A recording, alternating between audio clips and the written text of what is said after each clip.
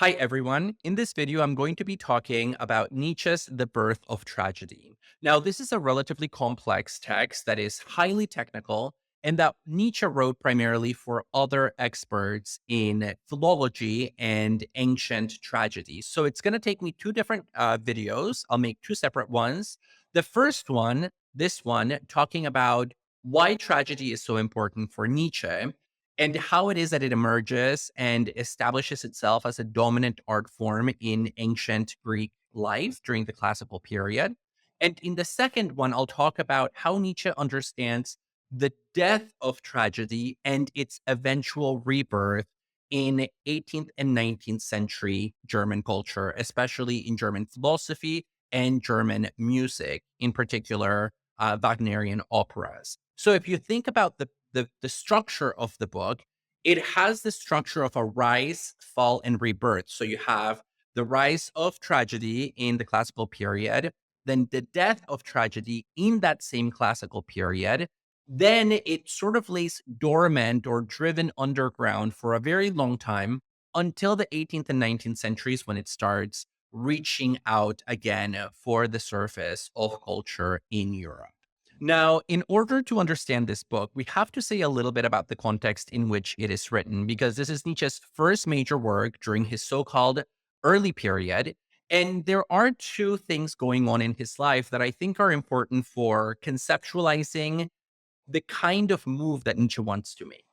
The first one is that during this time of his life, Nietzsche is under the influence of the German philosopher Arthur Schopenhauer. And he tells a story how one day he was walking around town and he walked into a bookstore and picked up a random book, and it was the best book that he ever read. And that book was Schopenhauer's The World as Will and Representation, which is about metaphysics and it's about art. And so this book starts shaping Nietzsche's worldview, and it's fair to say that The Birth of Tragedy is a fundamentally Schopenhauerian approach to tragedy. I'll say a little bit about what that means. But that's the first thing to note, that he is under the very strong influence of Schopenhauer. The second thing is that during this time, Nietzsche has begun a friendship with the Wagners, with Richard Wagner and his wife Cosima. He is influenced by their thinking about music and art and German culture. And you see that influence towards the end of the narrative in the book, where again, we begin with an account of how it is that Greek tragedy emerges, how it dies, and then how it's reborn in the 19th century, especially in Wagnerian operas. So for Nietzsche, Wagner is a representative of this new possible rebirth of the tragic on European soil. And so think about those two figures as book ending in some ways. The book, you have Schopenhauer with his metaphysics, and then you have Wagner with his music. In connection to Schopenhauer, it's not the case that Nietzsche simply takes Schopenhauer's claims and adapts them to his purposes without thinking about them very much. Rather, he thinks about Schopenhauer's work and decides what elements are going to work for him, and he takes those that will work and leaves behind those that don't work. So, what are the things that he takes from Schopenhauer in this text? The most important thing is Schopenhauer's account of the will. Now, for Schopenhauer, who again is a metaphysician, the will refers to this transcendent, intangible, metaphysical force that explains why there is any kind of movement and life in the universe. So, for example, when I decide that I want to pick up a glass of water, I willed it. I decided to do it and then I did it. So the action is explained by the will, which has to do with motives, intentions, desires. But it is much broader than that. For Schopenhauer, the will is not just about humans, it's about all of nature. So, for example, if you think about animals and their reproductive needs when they have sex, that's the will that's moving the animals towards one another, towards that reproductive act. If you think about a flower that is growing and reaching for the sun, that tropism of the vegetable kingdom, Schopenhauer says, what is moving it? What is causing that desire like force to manifest itself. And he says that's the will. It's you're seeing the will acting through the plant.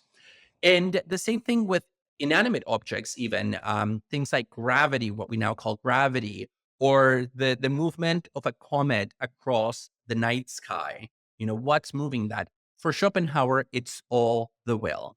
And the will can just be understood as the principle of movement that constitutes, that is reality itself. And so Nietzsche takes the notion of the will from Schopenhauer and is going to use that for thinking about the history of art. The difference is that Nietzsche makes a small change. It's not really that small, it's pretty significant. And he says the will is not one, it's not just one kind of will. In fact, it has two different faces, or two different faces with an F. Not a temporal one, but it has two different sides to it.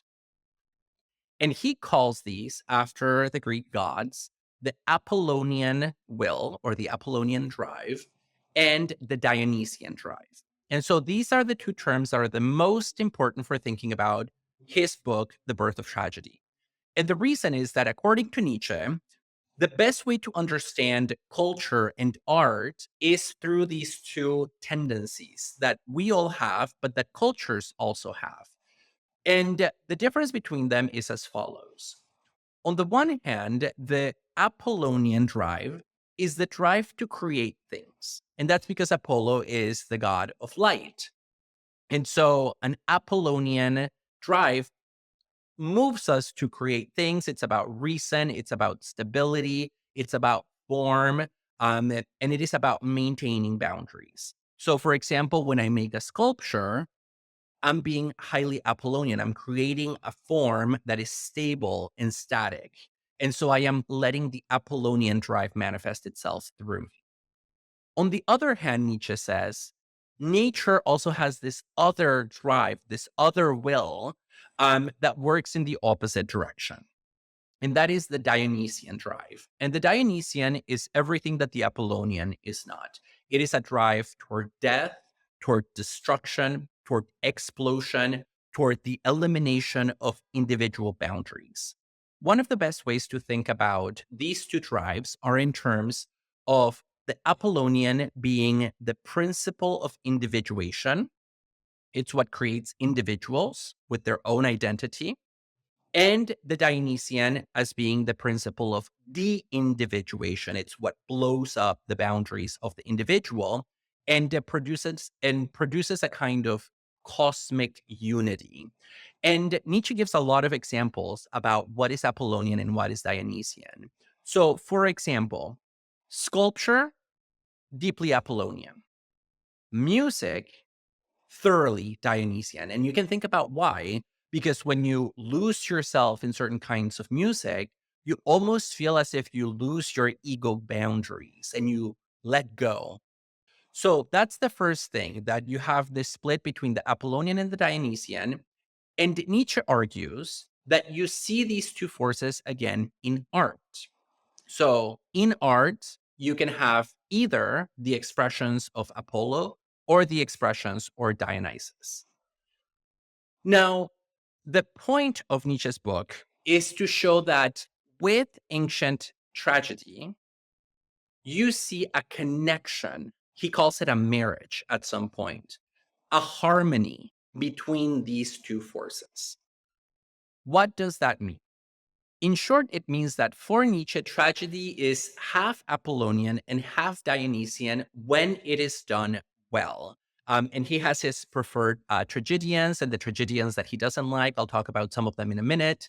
But for Nietzsche, it's really important to think about the value of tragedy as rooted in the fact that a good tragic play will establish a kind of stable tension between the Apollonian and the Dionysian forces of nature. So it allows some kind of individuation and some element of de-individuation to coexist. And so it creates this kind of paradoxical result that Nietzsche interprets as a kind of musical dissonance. And I really like that image, because if you think about what dissonance is, it's when you have sounds together that cannot be reconciled, And that's what we get in tragedy. We get this tension between the Apollonian and the Dionysian that doesn't break down, that is held for a moment.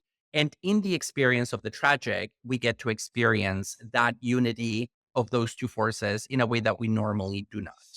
Now, in thinking about these two terms, Dionysus and Apollo, we have to think about why Nietzsche is writing this book.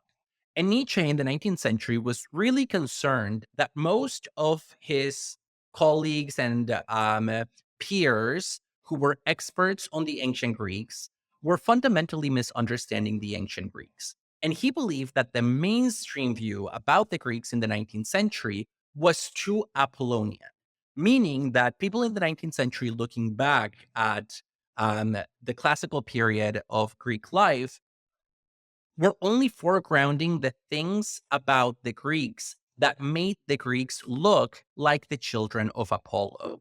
We would look at their sculpture and their paintings. We would look at their laws and their democracy, and it made the Greeks almost look like they were living in some kind of pre-Christian Edenic heaven, like these children of light who are walking around, philosophizing, creating beautiful things, perfectly rational, perfectly philosophical, perfectly artistic. And Nietzsche says, you know what? I think that's not the whole picture. I think there is this Dionysian element of destruction infusing Greek culture that my peers and colleagues are not seeing. So all these other classicists of the 19th century are foregrounding what is beautiful, what is creative, but they're missing what is destructive about Greek life. And he says, if you look at Greek life, you actually can see Dionysian elements all over the place. You see these first and foremost in Greek mythology. So Nietzsche uses a lot of examples of characters from Greek mythology that, if you think about them, they actually represent something quite dark and uncontrollable, something that is beyond human will and human intention. And you find these elements in Greek mythology, for example. Nietzsche says if you look at a lot of Greek myths and a lot of Greek mythical characters, you realize that they're deeply Dionysian, and the things that they represent or even express suggest that the Greeks actually stared at the abyss of existence and they understood that life is meaningless, that nothing justifies existence, and that they had this deep understanding that in the end, nothing matters, kind of like this dark wisdom. Uh, and you see that, for instance, in Silenus, a mythical character who was often quoted by average people in Athens. You know, you'd be going to a dinner or to a social event, and people would just drop the name of Silenus as if it's just everyday conversation. He was a household name. And Silenus was famous for saying that the best thing that could ever happen to a human is to not have been born at all. And the second best thing that could happen to a human, if you couldn't achieve the first one and you were born, is to kill yourself right away. Another example of this are the fates in Greek mythology, or the moiras, which are just the human-like representation of destiny and fate, and the idea that no human can ever escape their destiny, no matter how hard they try. You can try to prevent your fate from becoming true. You can try to evade it. You can try to undo it. You will always lose against fate.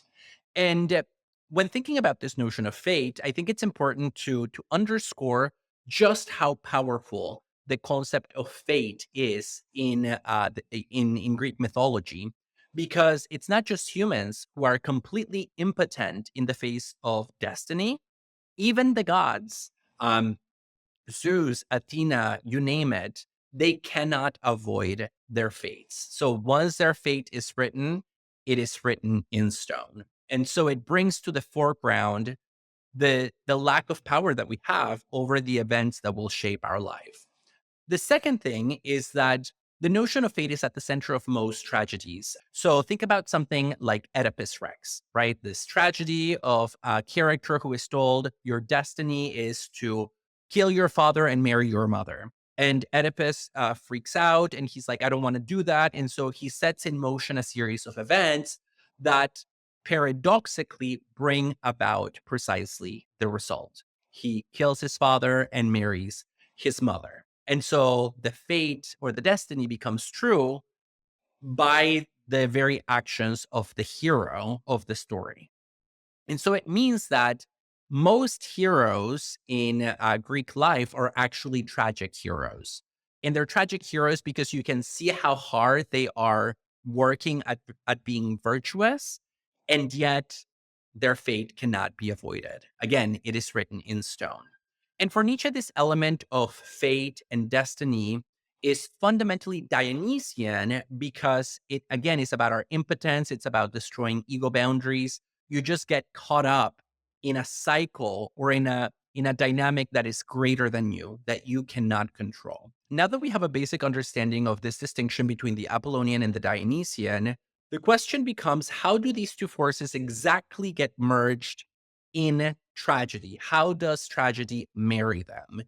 And here we have to think about the most literal practicalities of how an ancient tragedy was staged. So, if you were a citizen of Athens in the 4th century BCE and you decided to go to the theater to see a tragedy, you would see two different elements.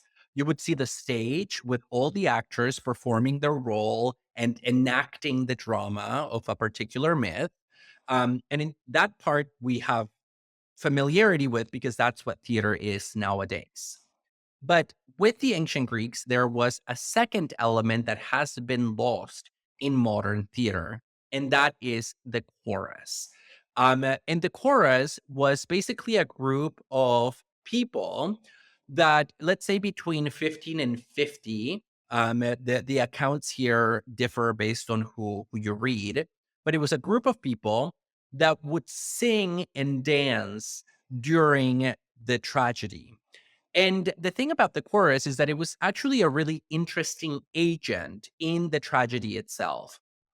Sometimes they would add information for context. Sometimes they would repeat or emphasize things that were happening on the stage with the actors. Sometimes they would actually foretell things that were going to happen in the play as a way of building up a sense of suspense in the viewer. And so you have these two things. You have the drama, the stage with the drama and the characters. And then on the side, you have the chorus with its music. And for Nietzsche, the chorus represents the Dionysian element.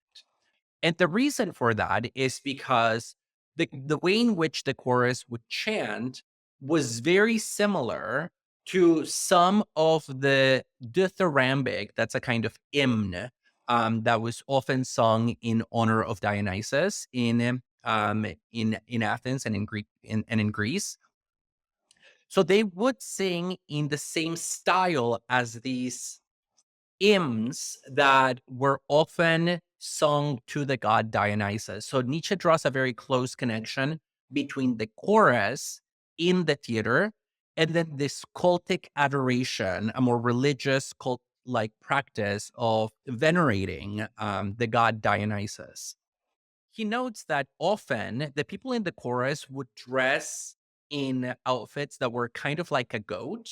And in Greece, goats were associated with Dionysus, and in particular with the satyr, which is this like mythical half human, half goat um, person that would represent Dionysian values. So if you look at Greek art and Greek literature, whenever there is a satyr that shows up, like this half human, half goat figure, you know that debauchery is going to begin. There are going to be orgies. There's going to be feasts. There's going to be a lot of drinking, wine, and intoxication, and violence as well. Sometimes all of it together. And so the satyr, again, half human, half goat, embody Dionysian principles of de-individuation, and you see them reappearing symbolically in the chorus. The most important point is that the chorus, of course, produces music. And for Nietzsche, music is the Dionysian art form par excellence. Because when you hear music, you just lose yourself in this rhythm, in this movement, in this intensity, and you cease being an individual and you become at one with this cosmic nothingness that is existence itself.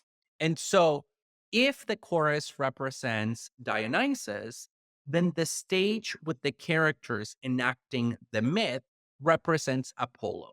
And the reason for that is because on the stage, you have individuals, clearly delineated individuals that largely remain the same from beginning to end. So it's about individuation rather than de individuation.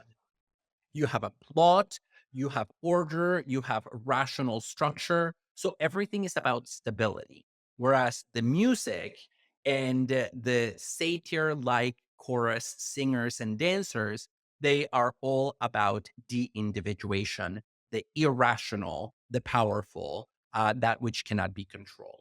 And so in ancient tragedy, you see the Apollonian and the Dionysian joining hands because as the drama is unfolding with all the individual characters, with the plot and the order, at the same time, you have this pulsating dithyrambic music that is embodied by the chorus that is sort of taking part in this mixed phenomenon that is part Apollo, part Dionysus.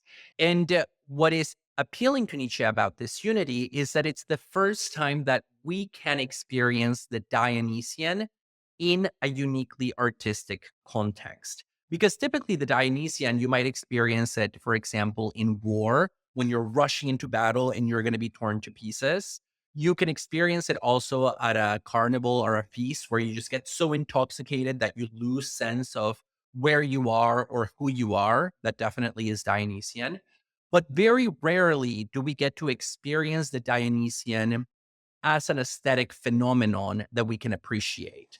And so the connection of Apollo and Dionysus, the value of that connection is that Apollo, with its form, stability, and unity, gives us enough safety to appreciate the Dionysian in the music without getting completely sucked in and destroyed by the force of Dionysus. Now, what I'll talk about in the next video is how this unity that we find in tragedy ultimately is destroyed, the reasons why it is destroyed, and why Nietzsche thinks that it can reemerge in 18th and 19th century Germany.